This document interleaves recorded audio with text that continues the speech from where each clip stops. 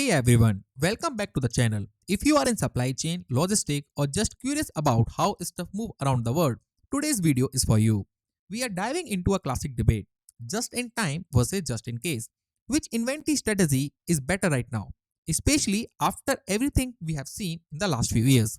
Is JIT that? Is JIC the new king? Let's break it down. Let's start with the basic.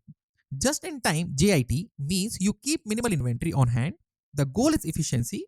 You get suppliers only when needed. It was famously pioneered by Toyota in 1970. Just in case JIC is the opposite. You stockpile inventory just in case something goes wrong. Think of it like a safety net. Now, JIT dominated for decades. Lower holding cost, lean operation. Who wouldn't want that? But then 2020 happened. The great disruption. The COVID 19 pandemic exposed the fragility of global supply chain.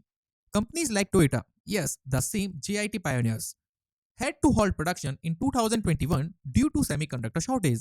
Why? Because the chips were not there just in time.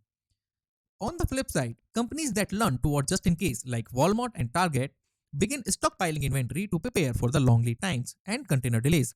Even Amazon overstocked in 2022, which later led to warehousing problem. So both strategies has cracked.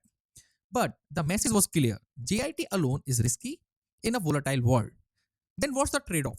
Let's compare the two today in 2025. Just in time has lower cost, less storage is needed, but very sensitive to supply chain disruption. Doesn't work well in uncertain demand spikes.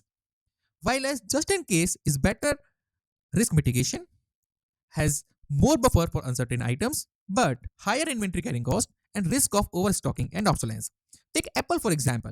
Post 2021, they adjusted their JIT model. Now they secure strategic buffer for key components like chips and batteries. It's not full JIC, but it's more cautious JIT. So it's not a question of which one wins, but how do you blend both? The hybrid approach. Here is the trend hybrid strategies.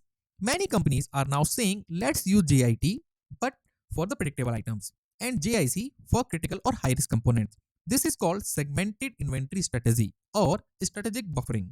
A great example is Tesla. They localized production and started multi sourcing batteries and chips, mixing lean operation with buffers. Another one is Unilever. They diversified supplier for increased safety stock only for selected SKU, smart and targeted.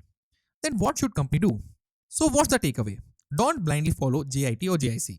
Instead, understand your product demand pattern. Categorize inventory based on criticality and volatility. Invest in real-time visibility tool like ERP and AI-driven forecasting. Develop a strong supplier relationship and consider dual sourcing. Think of like insurance. You don't over-insure everything, just the high-risk part.